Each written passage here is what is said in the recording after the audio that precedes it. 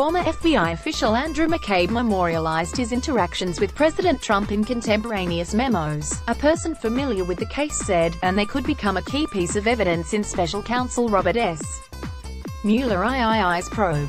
Mueller has been investigating, among other things, whether Trump obstructed justice in his interactions with top law enforcement officials, including McCabe and his former boss, FBI Director James B.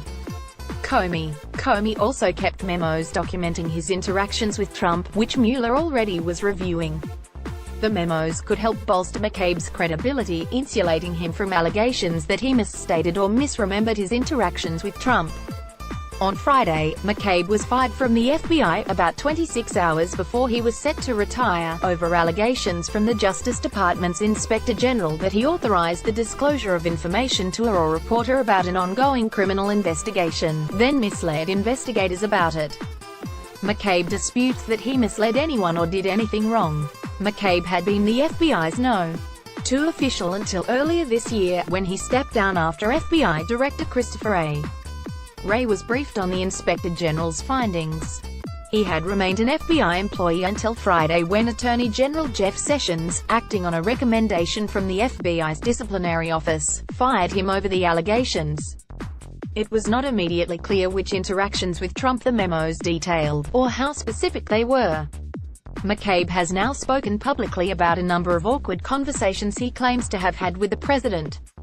In January, The Washington Post reported that Trump, during an Oval Office meeting in May, had asked McCabe who he voted for in the 2016 election, then vented about hundreds of thousands of dollars in political donations that McCabe's wife had received.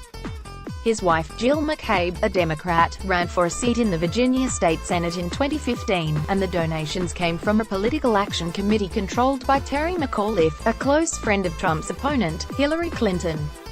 Trump renewed some of those complaints on Saturday, writing in a tweet, "The fake news is beside themselves that McCabe was caught, called out and fired. How many hundreds of thousands of dollars was given to wife's campaign by Crooked H friend Terry M., who was also under investigation?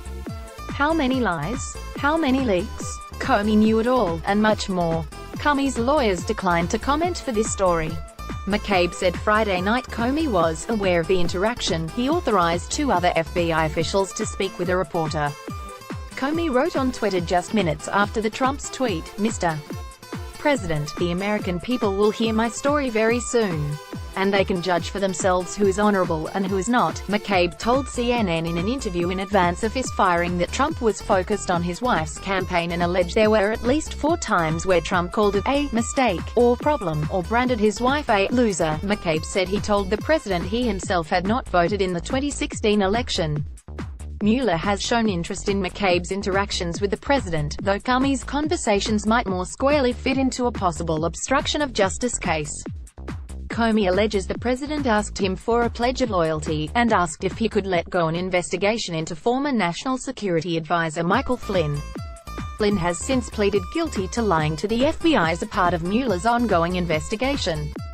Trump fired Comey in May, and McCabe briefly took over as the FBI's acting director.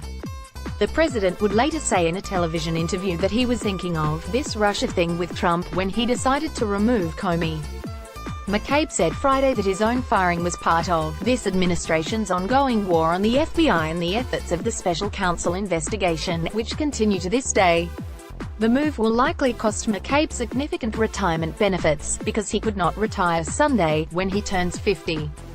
Perhaps more significantly, it again draws the federal law enforcement into a controversy at a time when those inside the Bureau already fear the institution's reputation won't survive the near-constant attacks from Trump and conservatives mistrustful of their work.